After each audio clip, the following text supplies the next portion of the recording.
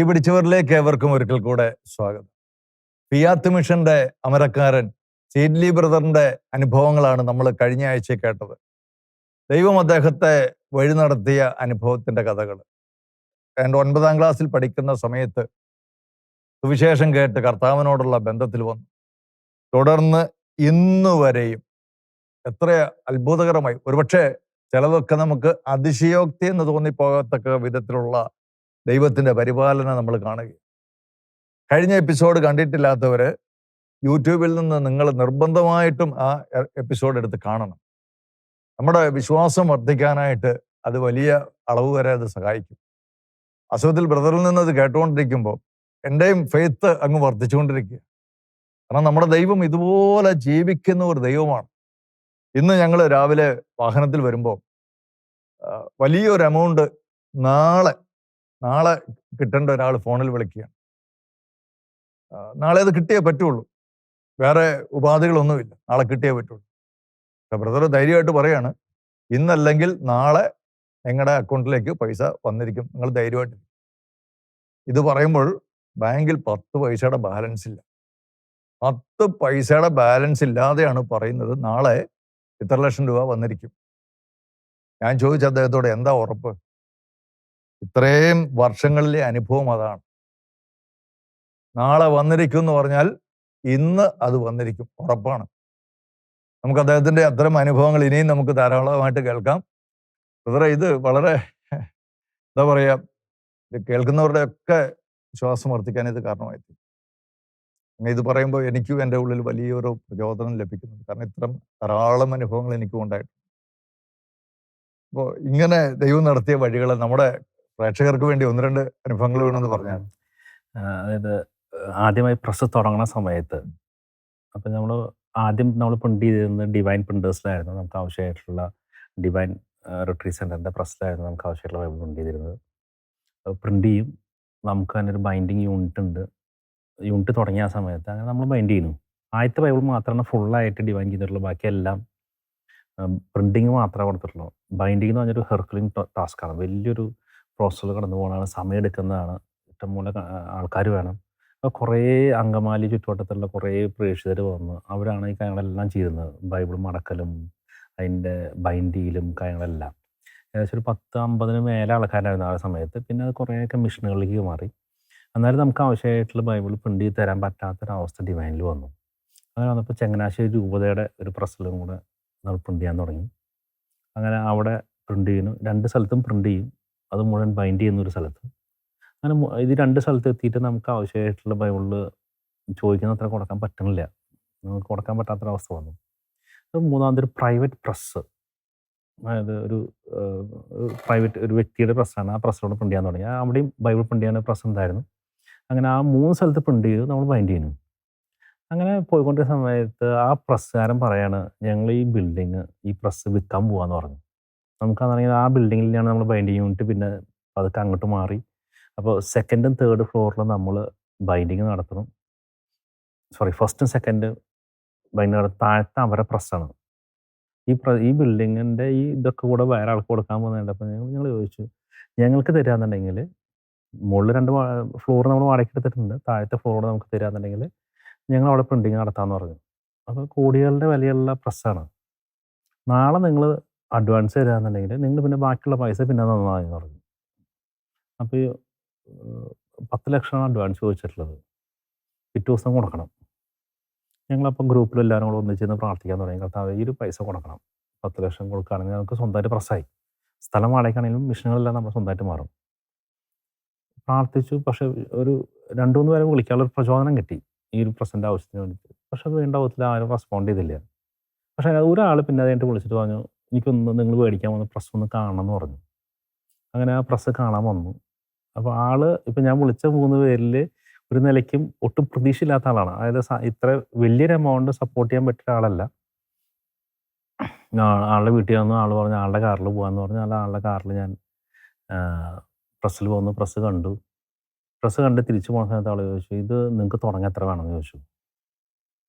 ഞാൻ പറഞ്ഞു 10 ലക്ഷം ഇന്ന് കൊടുക്കാന്നുണ്ടെങ്കിൽ നാളെ നമുക്ക് നാളെ നമ്മളാണ് പിന്നെ ഇവിടുത്തെ സ്റ്റാഫിനെ നമ്മൾ മെയിൻറ്റെയിൻ ചെയ്യണം, നമ്മുടെ സ്വന്തം പ്രസ്സായി. നമുക്ക് ഇത്രയും ബൈബിൾ ഇറക്കാൻ പറ്റും. ഏകദേശം 50,000 മേലെ ബൈബിൾ ഒരു മാസം ഇറക്കാൻ പറ്റുന്ന വിധത്തിലുള്ള പ്രസ്സാണ്. അത് കഴിഞ്ഞ് ആള് വീട്ടിലെത്തി. ആള് വീട്ടിലെത്തിയിട്ട് ആള് പോയി ഞങ്ങൾക്ക് 10,00,000 രൂപ തന്നു. അതായത് ഒറ്റ ദിവസത്തിനുള്ളിൽ ഇത്ര എമൗണ്ട് കിട്ടുന്നത് ഞങ്ങൾക്ക് ആദ്യമായിട്ടാണ് തോന്നുന്നു. ഇത്ര വലിയ എമൗണ്ട്. അതുകൊണ്ട് അവിടെ കൊടുത്തു. പിറ്റേ ദിവസം നമ്മൾ ആ പ്രസ് പിന്നെ ആ മെഷീനുകളെല്ലാം നമ്മൾ മേടിച്ചു. അതായത് ചെറിയ ഒരു ചീരയുടെ ആവശ്യം മുതൽ ഈ വലിയൊരു പ്രിന്റിംഗ് പ്രസ് സ്വന്തമാക്കാനുള്ള 10,00,000 രൂപയുടെ ആവശ്യം വരെ ഇതെല്ലാം കർത്താവിന് ഒരുപോലെ. അതായത് ഞങ്ങൾ സാധാരണ ഞങ്ങളുടെ ടീമിലൊക്കെ പറയുന്ന കാര്യമാണ്, നമുക്കാണ് 50 രൂപയും 50,00,000 തമ്മിലുള്ള വ്യത്യാസമുള്ളത്. കർത്താവിന് ഇതെല്ലാം ഒരുപോലെ. കർത്താവിന് ഇതെല്ലാം ഒരേപോലെയാണ്. ഇത്ര നാളത്തെ അനുഭവത്തിൽ നിന്ന് പറയാണ്, കർത്താവിന് വലിയ സംഖ്യ ചെറിയ സംഖ്യ എന്നുള്ളതില്ല. അത് കർത്താവ് എല്ലാം ഇതെല്ലാം കർത്താവിൻ്റെയാണ്. കർത്താവിൻ്റെ അന്ന് ചെറിയ കർഷകർ തീർന്നു, അത്രേ ഉള്ളൂ. ശരിക്കും ബ്രദർ, ഇനി നമുക്ക് ഈ ഫിയാത്ത് മിഷൻ തുടങ്ങുന്ന കാലഘട്ടത്തിലേക്കൊന്ന് വരാം. ശരിക്കും ഇങ്ങനെ ഒരു പ്രചോദനം മനസ്സിൽ വരാനുള്ള, അതായത് ഇങ്ങനെ ഒരു കൂട്ടായ്മ രൂപീകരിച്ച് ഈ ഫിയാത്ത് മിഷൻ തുടങ്ങുമ്പോൾ ഈ ബൈബിള് പ്രിന്റ് ചെയ്യുക എന്നുള്ള ഒരു ആശയം മനസ്സിലുണ്ടായിരുന്നു. അതായത് ഞാൻ നേരത്തെ കഴിഞ്ഞ എപ്പിസോഡിൽ നമ്മൾ സൂചിപ്പിച്ചല്ലോ, കർത്താവിന്റെ കൂടെ ആയിരിക്കാന്ന് മാത്രം അത്ര ഉണ്ടായിരുന്നുള്ളൂ. അതായത് ഈ 1.5 വർഷക്കാലം കർത്താവിന്റെ കൂടെ ആയിരിക്കുക, മരണം വരെ ദിവ്യകാരണത്തിന്റെ മുമ്പിൽ പോയി ഇരിക്കുക, മരണം വരെ കർത്താവിന്റെ കൂടെ ആയിരിക്കുക. അത് മാത്രമായിരുന്നു ഉദ്ദേശം, വേറെ ഒന്നുമില്ല. വേറെ ലോകത്തിന്റെ എല്ലാവിധത്തിലുള്ള മോഹങ്ങളിൽ നിന്ന് ഒഴിഞ്ഞ് മനുഷ്യരിൽ നിന്ന് ഒഴിഞ്ഞ് കർത്താവിന്റെ കൂടെ ഇരിക്കുക, വേറെ വേറെ വേറെ ഒന്നുമില്ല. അതൊരു എക്സ്ട്രീം ലെവലിലേക്ക് പോവുകയാണെന്നൊക്കെ ഉള്ള അതങ്ങനെ ആരെങ്കിലും പറഞ്ഞിട്ടുണ്ട്. പക്ഷെ എന്നാലും എനിക്ക് ഒരു സന്തോഷമായിരുന്നു, കർത്താവിന്റെ കൂടെ ആയിരിക്കാന്ന് സന്തോഷമായിരുന്നു. മടിയനെന്ന് വിളിക്കുന്നവരുണ്ട്, എല്ലാ തരത്തിലും എല്ലാം നെഗറ്റീവായിട്ട് ചിത്രീകരിച്ച കുറെ പേരുണ്ട്. പക്ഷെ എനിക്കത് അന്ന് ഇതിന്റെ എല്ലാത്തിനും നടക്കലും സന്തോഷമായിരുന്നു. കാരണം നമ്മളിപ്പോൾ അസിസിയിൽ വായിക്കുമ്പോൾ അങ്ങനെയൊക്കെ അസിസിയെ കുറിച്ച് പറഞ്ഞിട്ടുണ്ട്. അപ്പോൾ നമുക്കപ്പോൾ ആരും അറിയപ്പെടാതെ ഇങ്ങനെ പോകണമെന്നുള്ളതായിരുന്നു. ആ സമയത്ത് എൻ്റെ ഇടവക പള്ളിയിൽ ഒരു അച്ഛൻ വന്ന് ഒരു ഉച്ചതിരിഞ്ഞ ഒരു മിഷൻ കുർബാനയുടെ ഇടയ്ക്ക് വെച്ച് ഹോംലി പറഞ്ഞു. അച്ഛൻ മണിപ്പൂരാണ്, എൻ്റെ ഒരു ബന്ധുവും കൂടെയായിട്ടുള്ള അച്ഛനാണ്, ഫാദർ വർഗീസ് മേച്ചേരി. അച്ഛൻ പറഞ്ഞു, ഞാൻ വർക്ക് ചെയ്യുന്നിടത്ത് കോളേജുണ്ട്, സ്കൂളുണ്ട്, പാരിഷ് ഉണ്ട്, ഡിസ്പെൻസറി ഉണ്ട്, അങ്ങനെ എല്ലാ കാര്യങ്ങളും ഉണ്ട്. ഇതെല്ലാം ഞങ്ങളാണ് ചെയ്യണത്, അവരുടെ മിഷനെ ചെയ്യണത്. അതിന് ആ ഒരു ട്രൈബിനെ പരിചയപ്പെടുത്തുന്നതിൻ്റെ ഒപ്പം തന്നെ പറഞ്ഞു, ആ ട്രൈബൽ ലാംഗ്വേജിൽ ബൈബിൾ ഇല്ലയെന്ന് പറഞ്ഞു. അതായത് ബൈബിൾ പ്രിന്റ് ചെയ്ത് കിട്ടണമെന്ന് വെച്ച് പറഞ്ഞതല്ല, പരിചയപ്പെടുത്തുന്ന കൂട്ടത്തിൽ കാഷ്വലായിട്ട് പറഞ്ഞു പോയതാണ് ബൈബിൾ ഇല്ലാന്ന്. പക്ഷെ ബൈബിൾ ഇല്ലാന്ന് പറഞ്ഞപ്പോൾ തന്നെ എൻ്റെ ഉള്ളിൽ ഭയങ്കര ഒരു ഭാരം വന്നു, തീ വീണു. കുർബാന കഴിഞ്ഞപ്പോൾ അച്ഛനെ പോയി കണ്ടു. അപ്പോൾ അച്ഛൻ്റെ മനസ്സിൽ അന്ന് ഞാനൊരു ഫുൾ ടൈമർ ആയതൊന്നും അച്ഛനറിയില്ല. അച്ഛൻ ഞാനൊരു ബിസിനസ് ആയിരുന്നുള്ള എനിക്ക് അറിയുള്ളൂ. ഞാൻ അച്ഛനോട് പറഞ്ഞു, അച്ഛൻ ഞാൻ ഈ ബൈബിൾ പ്രിന്റ് ചെയ്ത് തരാമെന്ന് പറഞ്ഞു. എത്ര കോപ്പി വേണമെന്ന് ചോദിച്ചു. വിശ്വാസത്തോടെ നമ്മളങ്ങ് പറയാം, ഫിയാത്ത് മിഷൻ ഇല്ല, ഒന്നുമില്ല. അതായത് ബൈബിൾ പ്രിന്റ് ചെയ്യണം എന്നുള്ളൊരു ചിന്ത പോലും ഇല്ല. ഈ പ്രസംഗം ഒന്ന് കേട്ടു. ഞാൻ പറഞ്ഞു, ഞാൻ പ്രിന്റ് ചെയ്ത് മണിപ്പൂരിൽ ഈ ഭാഷയിൽ ബൈബിൾ ഇല്ലെന്നുള്ളത് അച്ഛൻ പറഞ്ഞു, ഞാൻ പ്രിന്റ് ചെയ്ത് തരാമെന്ന് പറഞ്ഞു. അച്ഛൻ അവിടെ ചെന്നിട്ട് ഒരു ടീം ഉണ്ടാക്കി ട്രാൻസ്ലേറ്റ് ചെയ്തു, അതിന്റെ പണികൾ തുടങ്ങി. അതായത് CD-യിൽ സാധനം തന്നു, ഞങ്ങൾ ഡിവൈനിൽ പോയി പ്രിന്റ് ചെയ്തു. പ്രിന്റ് ചെയ്യുന്ന സമയത്ത് ഞങ്ങളുടെ പൈസ ഇല്ല, അഡ്വാൻസ് കൊടുക്കാനുള്ള പൈസ കർത്താവ് ഒരാൾ തന്നു. അന്നത്തെ ഒരു തമാശയുണ്ട്, ഒരാൾ അഡ്വാൻസ് തന്നു, നിങ്ങൾ പോയിട്ട് അഡ്വാൻസ് കൊടുക്കാൻ പറഞ്ഞു. അങ്ങനെ സപ്പോർട്ട് ചെയ്തു. തന്നത് എന്നിട്ട് പറഞ്ഞു, ഡിവൈൻ്റെ റെസീറ്റ് എനിക്ക് കൊണ്ടുതരാമെന്ന് പറഞ്ഞു. അന്ന് ഞങ്ങൾക്ക് ട്രസ്റ്റേഴ്സ് ആണൊന്നുമില്ല, അതായത് ഞങ്ങൾ ഫിയാത്ത് മിഷൻ പേര് പോലും ഇല്ലല്ലോ. അതെന്താ പറഞ്ഞു, ഞങ്ങൾക്ക് ട്രസ്റ്റ് ഇല്ലാത്തതുകൊണ്ട് പൈസ കൊണ്ടുപോയി ഡിവൈനിൽ പ്രസ്സിൽ വലിപ്പിക്കുമ്പോൾ പ്രസ്സിലത്തെ റെസീറ്റ് എനിക്ക് വേണമെന്ന് പറഞ്ഞു. അതായത് വിശ്വാസമുള്ളതുകൊണ്ടായിരിക്കാം. എൻ്റെ ആണെന്നുണ്ടെങ്കിൽ അന്നത്തെ ദിവസം ഡിവൈനിൽ കൊണ്ടു കൊടുക്കണമെങ്കിൽ ഇതിനകത്ത് പൈസ എടുക്കണം. എൻ്റെ കയ്യിൽ 1,00,000 ഇരിക്കുകയാണ്, ഇത് കൊണ്ടു കൊടുക്കാനുള്ള പൈസ ഞാൻ ഇതിനകത്ത് എടുക്കണം, എന്നാലും ഞാൻ അവിടെ എത്തുള്ളൂ. പിന്നെ ഞാൻ ഡിവൈൻ വരെ പോകാനുള്ള വണ്ടിക്കൂലി നമ്മുടെ ഇല്ല. ആണല്ലോ ബൈബിൾ അടിച്ചു കൊടുക്കാൻ പോണത്. ഈ അഡ്വാൻസ് ആയിട്ട് പൈസ കൊണ്ട് കൊടുക്കാനുള്ള പൈസ 1,00,000 വേണം നമുക്കൊരു 15 രൂപ എടുത്ത്. എന്നിട്ട് വീണ്ടും പ്രാർത്ഥിച്ചിട്ടാണ് ആ വണ്ടിക്കൂലി കിട്ടി. അത് കൊണ്ട് കൊടുത്തു, തിരിച്ച് റെസീറ്റ് കൊണ്ട് കൊടുത്തു. ഇത് കൊണ്ടു കൊടുത്തു കഴിഞ്ഞ് ബൈബിൾ 4 കോപ്പി വേണമെന്ന് പറഞ്ഞു റിലീസ് ചെയ്യാനായിട്ട്. അങ്ങനെ 4 കോപ്പി തന്നു. ഞാൻ അവിടെ പോയി റിലീസ് ചെയ്തു ബൈബിള്. അപ്പൊ ഇവിടെ ബാക്കി വലിയൊരു എമൗണ്ട് കൊടുക്കാനുണ്ട്. അപ്പൊ നമ്മൾ കുറേ പേരെ പോയി കണ്ടിട്ടുണ്ട്, അതായത് ഇങ്ങനെ ബൈബിൾ പ്രിന്റ് ചെയ്യാനായിട്ട്, ഇങ്ങനെ ഡിവൈനിൽ പ്രിന്റ് ചെയ്യാൻ അവിടുത്തെ ബില്ലുകൾ വലുതുണ്ട്. എത്ര കോപ്പിയായിരുന്നു നമ്മള്? അധികം വളരെ കുറച്ച് കോപ്പിയുള്ളൂ, പക്ഷെ എമൗണ്ട് കൂടുതലാണ്. അതായത് ട്രൈബൽ ലാംഗ്വേജ് ആയിട്ടുള്ള അധികം കോപ്പി വേണ്ട, പക്ഷെ ഭയങ്കര പൈസ ഉണ്ടായിരുന്നു. അപ്പൊ ആ ഒരു അവസ്ഥയിൽ നിൽക്കണത്. അവസാനം 10 ലക്ഷത്തിനടുത്ത് കൊടുക്കാനുണ്ട്, 10 ലക്ഷത്തിന് മേലെ കൊടുക്കാനുണ്ട്. ഞാൻ മണിപ്പൂരിൽ റിലീസിന് പോകുന്നതൊക്കെ മുന്നേ ഞാൻ പലയിടത്തും ചോദിച്ചു. പൈസ 2-3 നേരം പോയി കണ്ടു. ആരും റെസ്പോണ്ട് ചെയ്തില്ല. ഉം. പക്ഷെ റിലീസ് നടത്തി. തിരിച്ചു വന്നു കഴിയുമ്പോൾ എനിക്കുള്ള പേടി ഇവിടുന്ന് പ്രസ്സിൽ നിന്ന് വിളിക്കും. പൈസ ചോദിച്ച് വിളിക്കും. എന്നെ വിളിക്കുന്ന ആളല്ല. പിന്നെ 2 ദിവസം കഴിഞ്ഞപ്പോൾ എന്നെ വിളിച്ചു. ബൈബിള് കൊണ്ടുപോകണില്ലെന്ന് ചോദിച്ചു. അപ്പോൾ അവിടെ നിന്ന് അപ്പം മനസ്സിൽ മുഴുവൻ ഇതെങ്ങനെ പൈസ കൊടുക്കാം. അപ്പം ഞാൻ ആ ബില്ല് തീർത്തിട്ട് കൊണ്ടുപോകാൻ തരായിരുന്നു. അല്ല ബില്ലൊക്കെ തീർത്തൂല്ലോ എന്ന് പറഞ്ഞു. അതായത് നേരത്തെ പറഞ്ഞ പോലെ നമ്മൾ അൽമാരാണല്ലോ, നമ്മളെ വിശ്വാസമുള്ള കാരണം ആൾ നേരിട്ട് പോയിട്ട് പ്രസിഡന്റ് അന്വേഷിച്ചു. എന്നോട് ചോദിച്ചു ഞാൻ എവിടെ പ്രിന്റ് ചെയ്യണമെന്നുള്ളത്. നേരിട്ട് അവർ ഡിവൈനിൽ പോയി അന്വേഷിച്ചു ആള്. ഇത് ശരിയാണോ? ശരി. എന്നിട്ട് ചോദിച്ചു എനിക്ക് എത്ര ബാലൻസ് ഉണ്ടെന്ന് ചോദിച്ചു. അതായത് ബൈബിൾ പ്രിന്റ് ചെയ്താൽ എത്ര ബാലൻസ് ഉണ്ടെന്ന് ചോദിച്ചു. ആ ബാലൻസ് 10 ലക്ഷം മേലിനായിരുന്നു. അന്ന് ഞങ്ങൾക്ക് 2010 പറഞ്ഞാൽ 10 ലക്ഷം എന്നൊക്കെ പറഞ്ഞാൽ വലിയ എമൗണ്ടാണ്. ആ പൈസ മുഴുവൻ ആൾ പേ ചെയ്തിട്ട് പോയി. ഈ പേ ചെയ്ത ആൾ എന്നോട് തിരിച്ചു പറഞ്ഞിട്ടില്ല ഇത് പേ ചെയ്തു എന്നുള്ളത്. നമ്മൾ അതിന് പേ ചെയ്യാത്തതുകൊണ്ട് ഞാൻ ആ മണിപ്പൂർ അടക്കം ടെൻഷൻ അടിച്ച് അതായത് ഈ പൈസ എങ്ങനെ കൊടുക്കും എന്നുള്ള ചിന്ത ഉണ്ടായിരുന്നു. ഇവിടെ തിരിച്ചെത്തിയിട്ടും അറിഞ്ഞിട്ടില്ല. പിന്നെ അച്ഛൻ പറഞ്ഞപ്പോൾ അറിയാൻ പൈസ അടച്ചു എന്നുള്ളത്.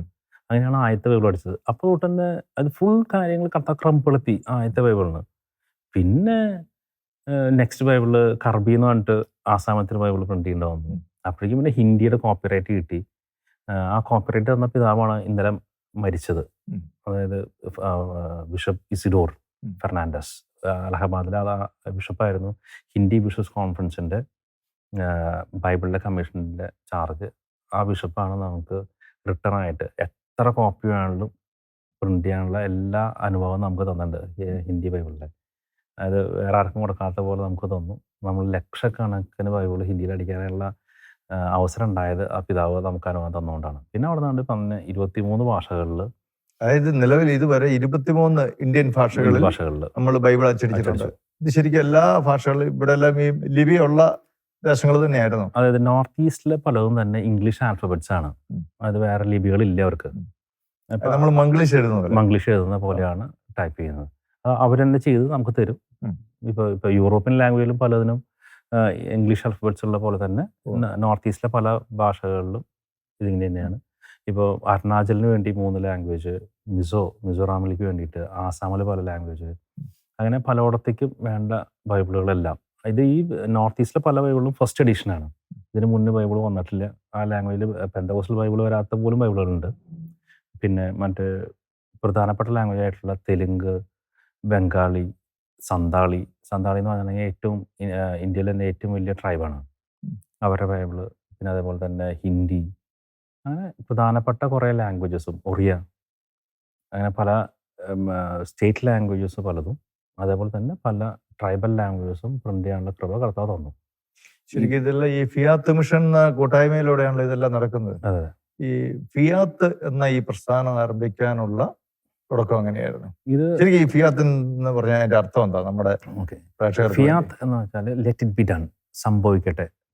മാതാവ് മാലായിക്ക് കൊടുക്കുന്ന മറുപടിയാണ് സംഭവിക്കട്ടെ. Yes to the Lord. അതായത് കർത്താവിന്. അപ്പോൾ ഈ പേര് കർത്താവ് മെസ്സേജായിട്ട് തന്നതാണ്. അത് നമ്മൾ സ്വീകരിച്ചതാണ്. ഞങ്ങളുടെ അച്ഛനാണ് അത് മെസ്സേജ് കിട്ടിയത്. അതായത് ഞങ്ങളെ സഹായിക്കുന്നത്, സ്പിരിച്വലി സഹായിക്കുന്നത് ഫാദർ ജോസഫ് അന്തിക്കാട്ട് അച്ഛനെ മെസ്സേജ് കിട്ടി ഫിയാത്ത് എന്നുള്ള വാക്ക്. അങ്ങനെ സ്വീകരിച്ച വാക്കാണ് ഫിയാത്ത്. ഞങ്ങൾ ഫിയാത്ത് എന്നുള്ളത് മാഗസിൻ ഇട്ട പേരാണ്. ശരിക്കും പറഞ്ഞാൽ ഞങ്ങൾ ഫിയാത്ത് മിഷൻ എന്ന് പറഞ്ഞിട്ട് അങ്ങനെ രൂപീകരിച്ചൊന്നുമില്ല. ഫിയാത്തിനെ സപ്പോർട്ട്, അതായത് ഫിയാത്തിൻ്റെ മാഗസിന് വേണ്ടി ഞങ്ങൾ നടത്തുന്ന ആൾക്കാരെ ഫിയാത്തായിരുന്നു വിളിച്ചു തുടങ്ങി. അങ്ങനെ എല്ലാവരും നമ്മൾ അറിയപ്പെടുന്നത് ഫിയാത്തായിരുന്നുള്ള പേരിൽ അറിയുന്നു തുടങ്ങിയപ്പോൾ ഞങ്ങൾ അതിൻ്റെ കൂട്ടത്തിൽ മിഷൻ കൂടി ചേർത്ത് ഫിയാത്ത് മിഷൻ എന്നായിട്ട് നമ്മൾ ട്രസ്റ്റ് രജിസ്റ്റർ ആയതാണ്. പിന്നെ ആദ്യം ഞാൻ മുഴുവൻ സമയം സുവിശേഷം, അതായത് ഇറങ്ങി കുറച്ച് നാൾ കഴിഞ്ഞപ്പോഴേക്കും ആൾക്കാർ കൂടിച്ചേരാൻ തുടങ്ങി. ഇപ്പോൾ ഞാൻ പലപ്പോഴും മിഷനായിട്ട് ബന്ധപ്പെട്ട് കുറേ കാര്യങ്ങൾ പണ്ടും ചെയ്തിട്ടുണ്ട്. അപ്പോൾ അതുകൊണ്ട് തന്നെ കുറേ പേര് ഇതിന് കൂടെ ചേരാൻ തുടങ്ങി. അവരെ കർത്താവ് സപ്പോർട്ട് ചെയ്യാൻ തുടങ്ങി. അങ്ങനെ കൂടി ഇപ്പോൾ ഏകദേശം 300 ചില്ലാനം പേര് ഇന്ത്യയുടെ പല ഭാഗത്തായിട്ട് ഉണ്ട്. ആഫ്രിക്കയിൽ പല സ്ഥലത്തും നമുക്ക് മധ്യസ്ഥ കൊറോണയ്ക്ക് മുന്നുണ്ടായിരുന്നു. എത്യോപ്യയിലുണ്ടായിരുന്നു, കെനിയയിലുണ്ടായിരുന്നു, കാമറൂണിലുണ്ടായിരുന്നു. അങ്ങനെ പല സ്ഥലത്തും മധ്യസ്ഥ പ്രാർത്ഥന സെന്റേഴ്സും ശുശ്രൂഷകളും നടക്കുന്നുണ്ട്. ശരിക്കും നിങ്ങൾ ആദ്യം ചെയ്യുന്നത് എന്താ? അപ്പം നിങ്ങൾക്ക് ഒരു പ്രചോദനം കിട്ടി, ഏതെങ്കിലും ഒരു രാജ്യത്ത് കർത്താവിൻ്റെ സുവിശേഷം കൊടുക്കണം, അങ്ങനെ ഒരു പ്രചോദനം കിട്ടുമ്പോൾ അതിന്റെ ആദ്യ പടി എന്നുള്ള നിലയിൽ എന്താ ചെയ്യുന്നത്? ഞങ്ങൾ എല്ലാ സ്ഥലത്തും ഇരുന്ന് പ്രാർത്ഥിക്കുക എന്നുള്ളതാണ് ഫസ്റ്റ് സ്റ്റെപ്പ്. നമ്മളുടെ ഗ്രൂപ്പിനെ അങ്ങോട്ട് അയക്കുകയാണ്. അയക്കുകയാണ്. ഉം. അതാണ് എത്ര പേരെ വരെ അയക്കും? 2 പേര് അല്ലെങ്കിൽ 3 പേര്. വലിയൊരു നമ്പറല്ല. ഇപ്പം ഉദാഹരണം എടുത്ത് പറയാന്നുണ്ടെങ്കിൽ ആന്ധ്രയിൽ നമുക്ക് അവിടുത്തെ ബിഷപ്പായിട്ട് ചോദിച്ചിട്ട് നമുക്കൊരു സെൻറ്റർ തന്നു. അപ്പോൾ അതിനകത്ത് പ്രാർത്ഥിക്കാനായിട്ട് 3 പേരെ വിട്ടിട്ടുള്ളത്. ഈ 3 പേര് പ്രാർത്ഥിച്ചു തുടങ്ങി. അവരെത്ര നാൾ വരെ ഇരുന്ന് പ്രാർത്ഥിക്കും?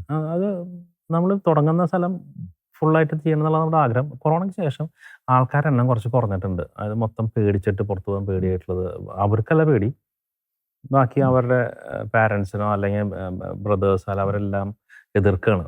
പുറത്ത് പോകണ്ട, കൊറോണ വരും, മരിച്ചു പോകും, തിരിച്ചു വരാൻ എന്തെങ്കിലും പ്രശ്നം തിരിച്ചു വരാൻ പറ്റില്ല, അങ്ങനെ പറഞ്ഞ് പേടിച്ചിട്ട് തിരിച്ചു വരാൻ. അത് അങ്ങനെയാണ് പലപ്പോഴും പല സ്ഥലത്തേക്ക് ആൾക്കാരെ വിടാൻ പറ്റാത്തത്. ചെന്നിട്ടുണ്ടെങ്കിൽ റിസൾട്ട് ഉണ്ട്.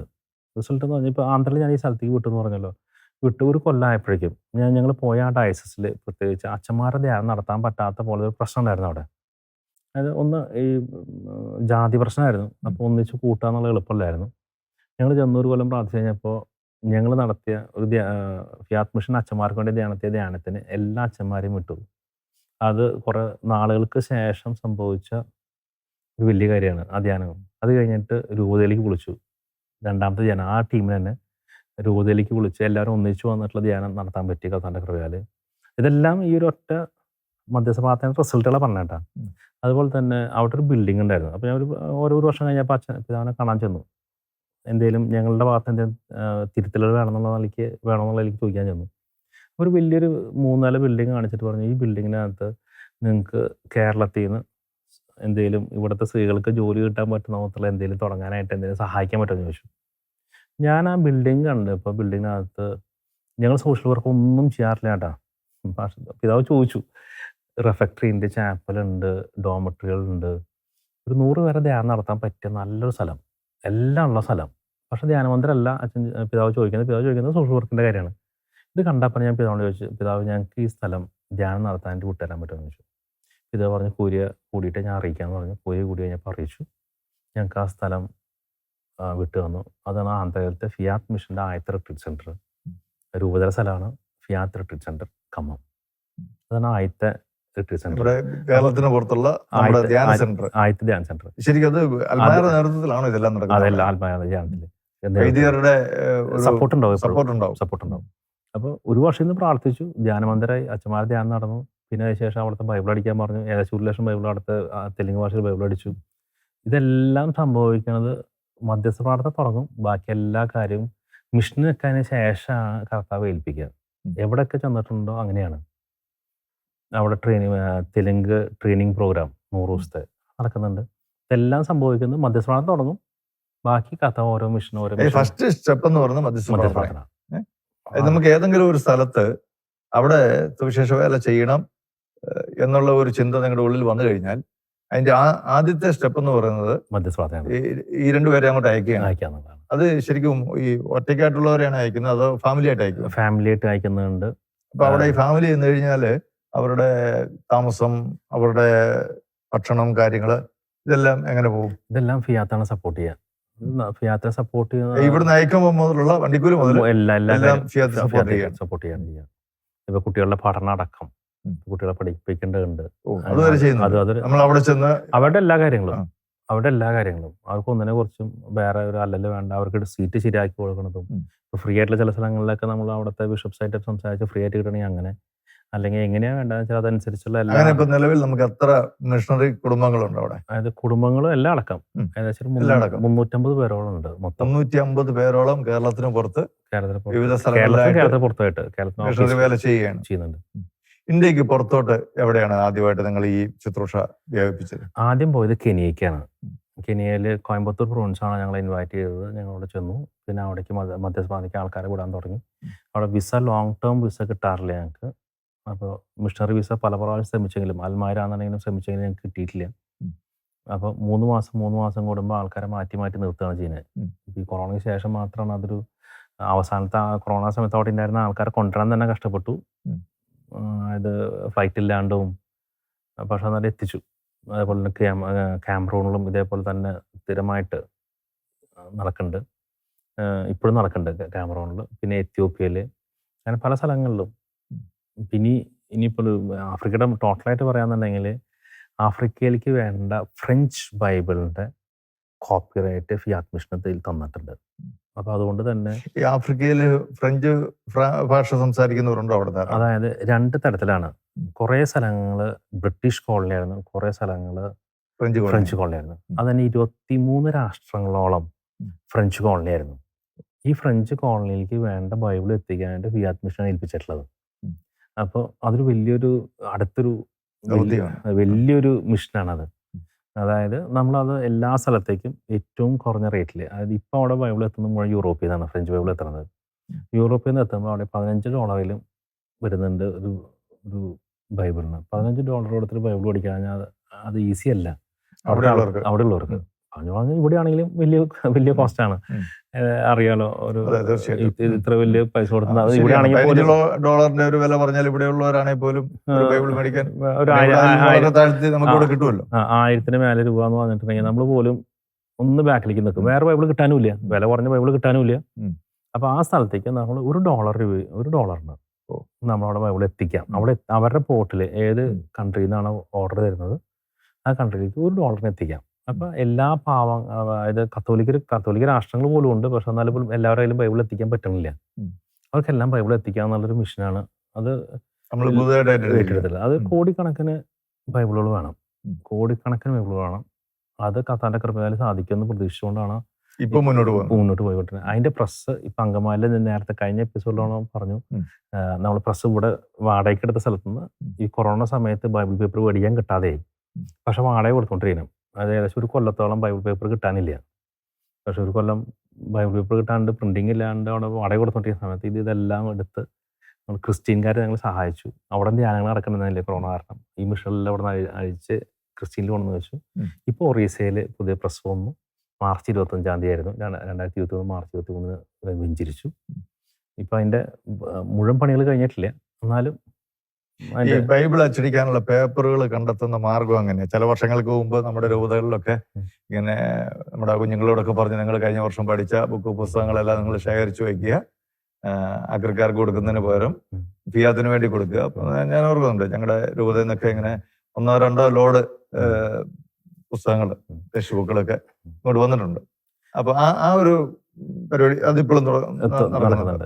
അത് കർത്താവിന്റെ അത് ഫിയാത്തിന്റെ കാര്യങ്ങളെല്ലാം പറയുമ്പോൾ ഞാൻ ഈ ക്രമീകരണം എന്നുള്ള വാക്ക് എപ്പോഴും ഉപയോഗിച്ചുകൊണ്ടിരിക്കും. കാരണം അത് കർത്താവിന്റെ ക്രമീകരണമാണ്, ഞങ്ങളുടെ ബുദ്ധിയോ ഞങ്ങളുടെ കഴിവോ ഒന്നുമല്ല. കർത്താവിന്റെ ഒരു നടത്തിപ്പിന്റെ ഭാഗമായിട്ട് വന്നിട്ടുള്ള കുറെ കാര്യങ്ങൾ. ആ ഒരു രീതിയിൽ മാത്രമായിട്ട് നമുക്ക് ഈ ബൈബിൾ അച്ചടിക്കാൻ ആവശ്യമായിട്ടുള്ള പേപ്പറുകൾ കണ്ടെത്താൻ പറ്റുന്നുണ്ടോ? പറ്റുന്നില്ല. പൈസ കൊടുത്ത് തന്നെ നമുക്ക് പേപ്പർ വാങ്ങിക്കേണ്ടി വരും. പൈസ കൊടുത്തും പേപ്പർ മേടിക്കേണ്ടി വരും. ഇതെങ്ങനെയാണെന്ന് വെച്ചാൽ നമ്മൾ അതുവരെ, അതായത് ഓഫീസിൽ ഒരു ദിവസം ഞാൻ അങ്കമാലി പ്രസിദ്ധീകരിക്കുന്ന സമയത്ത് ഒരു റെപ്രസെൻറ്റേറ്റീവ് കയറി വന്നു പേപ്പറിൻ്റെ. അപ്പോൾ നമ്മൾ അതുവരെ ബൈബിൾ പേപ്പർ മേടിച്ചുകൊണ്ടിരുന്നത് പേപ്പറിനുള്ള പൈസ മുഴുവൻ കൊടുത്തിട്ട് ഓൾമോസ്റ്റ് 45 days കാത്തിക്കണം. 2 മാസം വരെ കാത്തിക്കേണ്ടി വരും. 40 ദിവസം കൊണ്ട് 2 മാസം വരെ കാത്തിക്കണം പേപ്പർ വരാൻ വേണ്ടിയിട്ട്, പൈസ മുഴുവൻ കൊടുത്തിട്ട്. അപ്പോൾ ഇത്ര നാൾ നമ്മുടെ പൈസ മുഴുവൻ പേപ്പർ കമ്മിയിലായിരിക്കും, നമുക്ക് ഒന്നും ചെയ്യാനില്ല. അത് കഴിഞ്ഞ് ബൈബിൾ ആവണമെങ്കിൽ പിന്നെ 2-3 മാസം എടുക്കും. ഇത്രയധികം പൈസ റോൾ ചെയ്യാൻ നമുക്ക് വേണമായിരുന്നു. അത് കഷ്ടപ്പാടാണ്. അപ്പോൾ ആ സമയത്ത് റെപ്രസെൻറ്റേറ്റീവ് വന്നപ്പോൾ ഞാൻ ചോദിച്ചു, ഞാനൊരു ബിസിനസ് ഫാമിലിയിൽ നിന്ന് വന്നിട്ടുള്ളതുകൊണ്ട് പെട്ടെന്ന് ആളോട് ചോദിച്ചു, ഒറ്റ കാര്യം ചോദിച്ചുള്ളൂ, ഞാൻ ക്രെഡിറ്റ് വേണം, ഞങ്ങൾ പേപ്പർ തന്നു കഴിഞ്ഞിട്ട് ഞങ്ങൾ 45 ദിവസത്തിന് 90 ദിവസത്തിനുള്ളിൽ തരുള്ളൂ എന്ന് പറഞ്ഞു. അപ്പോൾ എന്നെ ആൾ പറഞ്ഞു കുഴപ്പമില്ല എന്ന് പറഞ്ഞു. അപ്പോൾ ഞാൻ നേരെ പറഞ്ഞു എനിക്ക് MD ആയിട്ട് സംസാരിക്കണം എന്ന് പറഞ്ഞു. ഞാൻ പെട്ടെന്ന് റെസ്പോണ്ട് ചെയ്യുന്ന ആളാണ്. MD ആയിട്ട് സംസാരിക്കുന്നത് പറഞ്ഞു. MD ആയിട്ട് സംസാരിച്ചു. MD പറഞ്ഞു പിറ്റേ ദിവസം എനിക്ക് അപ്പോയിൻമെൻറ്റ് വേണമെന്ന് പറഞ്ഞു. പിറ്റേ ദിവസം ഈ അപ്പോയിൻമെൻറ്റ് വന്നു. ഞാൻ നേരെ കോയമ്പത്തൂരായിരുന്നു MD ഓഫീസിൽ ചെന്നു, കണ്ടു, സംസാരിച്ചു കഴിഞ്ഞപ്പോൾ ഞാൻ മില്ല് കാണണമെന്ന് പറഞ്ഞു. പേപ്പർ പഠിക്കുന്ന ഒരാൾക്കും മില്ല് കാണേണ്ട കാര്യമില്ല, നേരെ പേപ്പർ പഠിച്ചാൽ മതി. പക്ഷേ കർത്താവിൻ്റെ ആത്മാവ് എന്നെ മില്ലിലേക്ക് നയിച്ചു. അവിടെ വെച്ച് ഞാൻ മില്ല് കാണണമെന്ന് പറഞ്ഞു. മില്ല് കണ്ടു. മില്ലിക്ക് പിന്നെ അവിടെ നിന്നും പിന്നെയും 2 മണിക്കൂറോളം യാത്രയായിരുന്നു. അവിടെ പോയി കണ്ടു. മില്ലിനകത്ത് ചെന്നപ്പോഴാണ് ഇങ്ങനെ പഴയ പേപ്പർ, നോട്ട്ബുക്ക് ഇങ്ങനെ ഒരു കുന്നുപോലെ കിടക്കുന്നു, തൊട്ടപ്പുറത്ത് ടെക്സ്റ്റ് ബുക്ക് കിടക്കുന്നു, തൊട്ടപ്പുറത്ത് ന്യൂസ് പേപ്പർ, അങ്ങനെ പല തിരിച്ച് അതായത് ന്യൂസ് പേപ്പർ എല്ലാം തിരിച്ച് ഇങ്ങനെ പോലെ ഇപ്പോൾ വേസ്റ്റ് പേപ്പർ എടുക്കുകയാണ്. ആ സമയത്ത് കർത്താവിൻ്റെ ആത്മാവ് എന്നെ തൊട്ടു. നമുക്ക് ഇങ്ങനെ ഒരു ചിന്ത വന്നു. കർത്താവിൻ്റെ ആത്മാവ് പ്രേരിപ്പിച്ചു. നേരെ MD തിരിച്ചെത്തി. ഞാൻ പറഞ്ഞു ഞങ്ങളിവിടുന്ന് പേപ്പർ എടുക്കാം, തിരിച്ച് പൈസ തരില്ല, പഴയ പേപ്പറുകളെന്ന് പറഞ്ഞു. അങ്ങനെ അവരത് അംഗീകരിച്ചു. അവർക്കും വളരെ സന്തോഷമായിരുന്നു. കാരണം പഴയ പേപ്പർ കണ്ടെത്തുന്നതിന് പകരം നമ്മൾ എത്തിച്ചു കൊടുക്കണം. ഇങ്ങനെ ഒരു ആശയം വല്ലതും മനസ്സിലുണ്ടായിരുന്നോ? അതായത് നമ്മുടെ രൂപതകളില് പള്ളികളിലൊക്കെ പറയുക, ഇതൊക്കെ പേപ്പറുകൾ നിങ്ങൾ കുട്ടികളുടെ അവിടെ അത് നിന്ന് ഞങ്ങൾക്ക് തരിക, അങ്ങനെ വല്ല ഒരു ആശയം ഉണ്ടായിരുന്നു അവിടെ മനസ്സിൽ? നിന്ന് തിരിച്ച് പോരുമ്പോഴാണ് ഉം. ഇതെല്ലാം ഉണ്ടായത്. അതായത് മില്ലിന് പോന്നിട്ട് ഞാൻ നേരെ എം ഡിനെ കണ്ട് പറഞ്ഞ് ഞങ്ങൾ പഴയ പേപ്പേഴ്സ് അപ്പോൾ തന്നെ ഞങ്ങൾ മാഗസിൻ ഇറങ്ങാൻ നിൽക്കായിരുന്നു. ഞങ്ങൾക്ക് മാഗസിൻ ഉണ്ട് മലയാളത്തിൽ, ഫിയാറ്റ് മിഷൻ എന്ന് പറഞ്ഞ ഫിയാറ്റ് മാഗസിൻ. മാഗസിനകത്ത് ബാക്ക് പേജ് പരസ്യമായിട്ട് ഞങ്ങൾ പഴയ പേപ്പർ കളക്ട് ചെയ്യുന്നുള്ളത്. പിന്നെ പരിചയമുള്ള ബിഷപ്സിൻ്റെ അടുത്ത് പറഞ്ഞു. അപ്പോൾ തന്നെ അത് കഴിഞ്ഞാൽ പിന്നെ പ്രധാനപ്പെട്ട ധ്യാന ഗുരുക്കന്മാരെല്ലാവരെയും അറിയിച്ചു, ഞങ്ങളിങ്ങനെ പഴയ പേപ്പർ കളക്ട് ചെയ്യുന്നുണ്ട്, നിങ്ങൾക്ക് ഒന്നും പറയാൻ പറ്റുകയാണെങ്കിൽ നല്ലതായിരുന്നു. പിന്നെ തിരിച്ച് എത്തി ഒരു ദിവസം കഴിഞ്ഞപ്പോഴാണ് അടുത്ത ചിന്ത വന്നത്, ഇത് എങ്ങനെ കളക്ട് ചെയ്യാൻ പോകും? ഒരു വണ്ടി വിളിച്ചാൽ ഇതിന് വണ്ടി വലിയ വാടക കൊടുക്കേണ്ടി വണ്ടി ഈ പഴയ പേപ്പർ എടുക്കാനായിട്ട് ഇപ്പോൾ കോട്ടയം തിരുവനന്തപുരത്ത് നിന്ന് വിളിച്ചു. ഉം. ചെന്ന് എടുക്കുന്നുണ്ടെങ്കിൽ ആ വിറ്റ പൈസ കൊടുത്താൽ പോലും ഉം. നമുക്ക് വണ്ടി വാടക കൊടുക്കാൻ പറ്റില്ല. ഉം. എന്ത് ചെയ്യുന്നത് ആലോചിച്ച് പ്രാർത്ഥിക്കുന്ന സമയത്ത് ആ സമയത്ത് തന്നെ പിറ്റേ ദിവസം തന്നെ പറയാം, ചങ്ങനാശ്ശേരിയിൽ നിന്ന് ഒരാൾ വിളിച്ചത് ഞങ്ങൾക്കൊരു വണ്ടി തന്നു. ഉം. ഇങ്ങനൊരു വണ്ടി ഈ പേപ്പർ കളക്ഷൻ ഉണ്ടെന്ന് വെച്ചിട്ടല്ല, ഉം. ആളൊരു പുതിയ വണ്ടി മേടിച്ചപ്പോൾ ആളുടെ പഴയ എയ്സ് എന്ന് പറഞ്ഞിട്ടൊരു വണ്ടി ഉം. ഞങ്ങൾക്ക് തന്നു. കാഞ്ഞിരപ്പള്ളിയിൽ നിന്ന് ഒരു ചേട്ടൻ വിളിച്ചിട്ട് പറഞ്ഞു, എനിക്കൊരു വണ്ടി ഉണ്ട്, നിങ്ങൾ ഉപയോഗിച്ചോളാൻ പറഞ്ഞു തന്നു. അങ്ങനെ 2 വണ്ടി വന്നു. 2 വണ്ടി വന്നു ആ ആഴ്ചയിൽ തന്നെ. അത് കർത്താവ് പേപ്പറിൻ്റെ ഒരു സാധനം തന്നു, അതിന് കൂട്ടത്തിൽ തന്നെ കളക്ട് ചെയ്യാനുള്ള വണ്ടികളും കർത്താവ് തന്നു. ഈ ആഫ്രിക്കൻ മിഷനുമായിട്ട് ബന്ധപ്പെട്ട് നമ്മൾ അവിടെ പോയി ഇതുപോലുള്ള ശുശ്രൂഷകളൊക്കെ ചെയ്യുമ്പോൾ, അവിടുത്തെ വിവിധ ഭാഷകളിൽ ബൈബിളുകൾ നമ്മൾ വിതരണം ചെയ്യുമ്പോൾ, അവിടെ ഈ മതതീവ്രവാദികളിൽ നിന്നൊക്കെ എന്തെങ്കിലും പ്രശ്നങ്ങൾ നേരിട്ടിട്ടുണ്ടോ? ഇല്ല, ഇതുവരെയായിട്ടും ഞാൻ പ്രത്യേകിച്ച് ഈ നൈജീരിയയിൽ എപ്പോഴും ഇങ്ങനെ ഈ ക്രൈസ്തവ വിശ്വാസികൾക്ക് നേരെ വലിയ കൂട്ടക്കുരുതികളൊക്കെ നടക്കുന്ന ഒരു കാലഘട്ടം ഇപ്പോഴും നടക്കുന്നുണ്ടല്ലോ. അപ്പൊ എന്തെങ്കിലും എതിർപ്പുകളൊക്കെ നമുക്കുണ്ടായിട്ടുണ്ട്? ഇല്ല, ഇതുവരെ ഉണ്ടായിട്ടില്ല. അതിനുള്ള യോഗ്യത എനിക്കില്ലാത്തതുകൊണ്ടാണെന്ന് തോന്നുന്നു, എനിക്കിതുവരെ ഉണ്ടായിട്ടില്ല. പിന്നെ ഒരു കാര്യം വേറെ കൂട്ടിച്ചേർക്കാന്നുണ്ടെങ്കിൽ, സഭ എവിടെയാണ് വളർന്നിട്ടുള്ളതെന്ന് ചോദിച്ചാൽ, എവിടെയെല്ലാം പീഡനങ്ങൾ നടന്നിട്ടുള്ളത് അവിടെയാണ് സഭ വളർന്നിട്ടുള്ളത്. അതുകൊണ്ടാണല്ലോ നമ്മുടെ ഹെഡ് ക്വാർട്ടേഴ്സായിട്ട് റോം വന്നിട്ടുള്ളത്. നമ്മുടെ പത്രോസ്ലീഹ മരിച്ചിട്ടുള്ളതും പൗലോസ്ലീഹ മരിച്ചിട്ടുള്ളതും അനേകരെ മൃഗങ്ങൾക്ക് തിന്നാൻ കൊടുത്തിട്ടുള്ളതും അനേകരെ പന്തങ്ങളാക്കിയിട്ടുള്ളതും എല്ലാം അവിടെ ആയിട്ടുള്ളത് കൊണ്ടാണല്ലോ റോം നമ്മുടെ ഏറ്റവും പ്രധാനപ്പെട്ട സ്ഥലമായിട്ട് മാറി. മറ്റ് പീഡനങ്ങൾ നടന്ന ഒരുപാട് സ്ഥലങ്ങളുണ്ട് കേട്ടോ. അവിടെയൊന്നും എല്ലാ രീതിയിലും അങ്ങ് വളർന്നു നമുക്ക് അവകാശപ്പെടാൻ പറ്റുമോ? വരാം. ഉദാഹരണത്തിന് അർമേനിയ, അതുപോലെ തന്നെ മറ്റ് പല രാജ്യങ്ങളും, ഇപ്പൊ നമ്മുടെ പല സ്ഥലങ്ങളും, ഇപ്പൊ അറബ് നേഷൻസിൽ പലതും തന്നെ കത്തോലിക്ക രാഷ്ട്രങ്ങളായിരുന്ന സ്ഥലങ്ങളുണ്ടായിരുന്നു, സൗദി അറേബ്യ അടക്കം. പക്ഷെ വരും, ഉറപ്പാണ്. എവിടെയെല്ലാം സഭ പീഡിപ്പിക്കപ്പെട്ട അവിടെല്ലാം സഭ വളരും, അതിൽ വ്യത്യാസമില്ല. അതുകൊണ്ട് റോമായത് ഒറ്റ കൊല്ലം കൊണ്ടല്ലോ, 300 വർഷം കൊണ്ടാണല്ലോ ആയത് റോമായത്. അതുവരെ ഇങ്ങനെ ഇത്ര വർഷത്തോളം മതപീഡനത്തിൽ നടന്നു പോയിട്ടുള്ളതല്ലേ. ഇപ്പൊ ഒറീസയിൽ ഒരു ഒറ്റച്ഛൻ്റെ കാര്യം മാത്രം എടുത്താൽ മതി. ഫാദർ അരുൾദാസ് കൊല്ലപ്പെടുന്നത്, ഫാദർ അരുൾദാസ് 1999 കൊല്ലപ്പെടുന്നത്. ഒരു ഫാമിലി 4 ഫാമിലിക്ക് വേണ്ടി മാത്രമാണ് കുർബാനകളെല്ലാം പോരുന്നത്. ഒറീസയിലുള്ള ഒരു ഇന്ത്യയുടെ ഗ്രാമത്തിൽ 4 ഫാമിലിക്ക് വേണ്ടിയിട്ടാണ് കുർബാനയെല്ലാം പോരുന്നത്. ഏകദേശം 17 കിലോമീറ്ററോളം ബൈക്കുമേ യാത്ര ചെയ്ത് ഒരു പുഴ നീന്തി കടന്ന് പിന്നെയും നടന്നു പോയിട്ടാണ് കുർബാന ചെയ്യുന്നത്. ഒരു ഈസ്റ്റർ സമയത്ത് ഒരു ഫാമിലിക്ക്, അവരായിട്ട് അടുത്ത് ബന്ധമായിട്ടുള്ള ഒരു ഫാമിലിക്ക് കൂടെ മാമോസ വേണമെന്ന് പറഞ്ഞാൽ അതിനകത്ത് ഒരാൾക്കൂടെ മാമോസ കൊടുത്തു, സഭയിൽ ചേർന്നു. ഇപ്പോഴല്ല, 1999 ആളെ പിറ്റത്തെ അടുത്ത പ്രാവശ്യം ചെല്ലുമ്പോഴേക്കും ആളെ വിഷം ചെയ്ത് കൊന്നു. ആനേനെ വരെ കൊല്ലാൻ പറ്റുന്ന വിഷം ചെയ്ത് ആളെ കൊന്നു. അത് കാരണം കൺവേർട്ട് ചെയ്തെന്നുള്ള ഒറ്റ കാരണത്താൽ വിഷം ചെയ്ത് കൊന്നു. 2009 ഞാൻ അവിടെ ചെല്ലുന്ന സമയത്ത് ഏകദേശം 1500 പേര് അവിടെ ഉണ്ട് വിശ്വാസികളായിട്ട്. ഇതെല്ലാം ഒറ്റ രക്തസാക്ഷിത്വത്തിന്റെ വിലയാണ്. എവിടെയെല്ലാം രക്തസാക്ഷിത്വം സ്വീകരിച്ചിട്ടുണ്ട് അവിടെയെല്ലാം സഭ വളർന്നിട്ടുണ്ട്. അത് ഈവൻ കാണ്ടമാൽ ഏരിയയിലാണെങ്കിലും നമ്മളാണ് ആദ്യമായിട്ട് എവിടെ ഫിയാറ്റ് മിഷന്റെ ഒരു വിളിയാണ് അടുത്തത്. എവിടെയെല്ലാം സഭ പീഡിപ്പിക്കപ്പെടുന്നുണ്ടോ അവിടേക്ക് ചെല്ലുക എന്നുള്ളത്, അവിടെ ചെന്നിരുന്ന് പ്രാർത്ഥിക്കുക എന്നുള്ളത്. നമുക്ക് ഇത്തരം അനുഭവങ്ങളുടെ ഒരു തുടർച്ച നമുക്ക് നമ്മുടെ പ്രേക്ഷകരോട് അടുത്ത എപ്പിസോഡിൽ പങ്കുവെക്കാം. പ്രത്യേകിച്ച് അങ്ങ് പോയ ഈ ഇറാഖ്, സിറിയ, തുർക്കി തുടങ്ങിയ രാജ്യങ്ങളിലൊക്കെ പോയപ്പോൾ അവിടെ ദൈവത്തിൻ്റെ പരിപാലനയും ദൈവം വഴി നടത്തിയ അനുഭവങ്ങളും ഒക്കെ നമ്മുടെ പ്രേക്ഷകരോട് നമുക്ക് അടുത്ത ആഴ്ച പങ്കുവയ്ക്കാം. വളരെ അതിശയകരമായ കാര്യങ്ങളാണ് നമ്മൾ കേട്ടുകൊണ്ടിരിക്കുന്നത്. ഒരുപാട് രാജ്യങ്ങളിൽ, ഒത്തിരി ഇസ്ലാമിക രാജ്യങ്ങളിലൊക്കെ പോയി അവിടെ പോയി ആദ്യമേ ചെയ്യുന്നൊരു കാര്യം അവിടെയുള്ള ദൈവജനത്തിന് വേണ്ടി പ്രാർത്ഥിക്കുക. ഇപ്പം നമ്മൾ കേട്ടു പൗലോസ്ലീഹ മാനസാന്തരപ്പെട്ട സ്ഥലത്ത്, ദമാസ്കസിന്റെ പടിവാതിക്കൽ അവിടെ പോയി ആ സ്ഥലത്ത് പോയി അവിടെയുള്ള ദൈവജനത്തിന് വേണ്ടി പ്രാർത്ഥിക്കുക എന്ന് പറഞ്ഞാൽ സ്വാഭാവികമായ ഒരു ചിന്താഗതിയിൽ നമുക്ക് അത് അത്ര എളുപ്പമായിട്ടൊന്നും നമുക്ക് തോന്നുന്നില്ല. പക്ഷെ ദൈവം അദ്ദേഹത്തെ അങ്ങ് ഉപയോഗിക്കുകയാണ്. സിഡ്ലി ബ്രദറിന്റെ ഇത്തരം അനുഭവങ്ങൾ നമുക്ക് അടുത്ത ആഴ്ചയിൽ വീണ്ടും കേൾക്കാം. അതുവരെ കർത്താവ് എല്ലാവരെയും ധാരാളമായി അനുഗ്രഹിക്കും.